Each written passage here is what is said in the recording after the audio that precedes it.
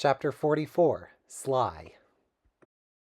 I am led to his office, and I see a combo lock before he goes in front of it and puts in a combination. I unfortunately can't see what 3 numbers he gets to. Maybe Bentley should have brought a spider in to watch him or something. Maybe he'll have to do it again. Hopefully I won't need the combination right here and now. Thanks for letting me into your office to do this interview. I say this so the others listening can take the hint.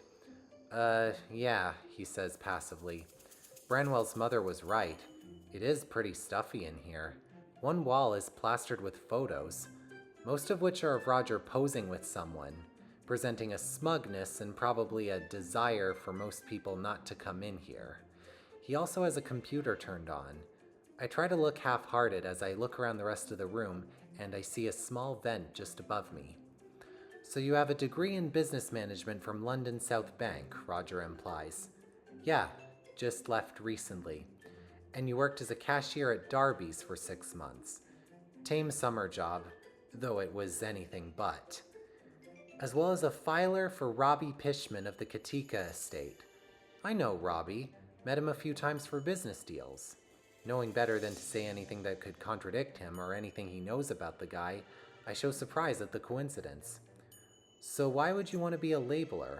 It's a job that doesn't really require your level of education. Why not just go back to Robbie? Robbie had an investor who, I hear myself saying, who pulled out, and I forget what I'm saying as I'm saying it because I overhear Dimitri and McSweeney both talking, Dimitri saying he's through and McSweeney saying they're commencing. Well, I might need to take a day to call Robbie and ask about you. After you turn 18, he says in almost a paternal tone, you then need to understand anything bad you do to a boss can haunt you the rest of your life. And sometimes desperate measures will cause that to happen, even if you're a little younger, or seem a little younger. I have a feeling he's talking a bit about Branwell. I get it. That's one of the things I was primarily taught. And just because I'm giving you this advice doesn't mean you're hired right away, or that I would not fire you if you perform mediocre at the integration stage of the... His phone rings. He reads the ID and frowns. One sec. Yes? They're what? They're trying to buy my car? Well, shoo them away. You tried that already?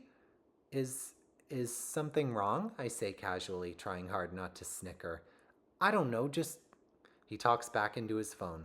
Call the What? An officer has just arrived? Okay, make sure it's handled properly. He hangs up. That was sure weird. What was weird? Some 2 oddball buddies got some sort of delusion my car was for sale. It's parked out front with all the others. Who in the world would think that? Someone with their head screwed on loose, I guess.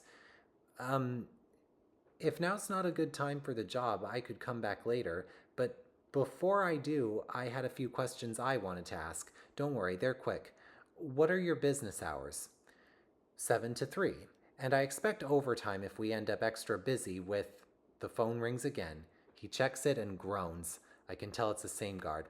Hold on. What? This time I can hear the other line.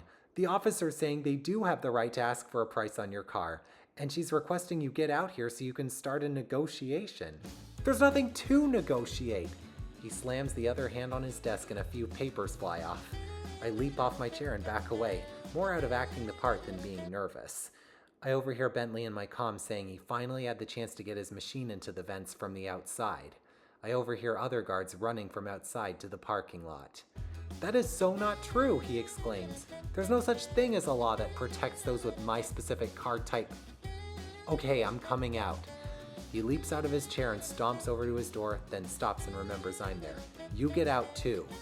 Yeah, I'm on my way out, I say, once again to give those listening a clue. I then overhear a smash, causing Roger to freeze. Was that? He whispers to himself. Did they? He sprints off. I grin. This is going great. I run to his computer, still lit. I also snatch some pictures of the wall with my camera, in case I need them. Then remembering it would make sense to do this first, I plug in Bentley's special server. I eye the time frame it says it will take to download everything. It needs about 5 minutes, I say. Can you guys hold them off until... Guys! I overhear in a panic.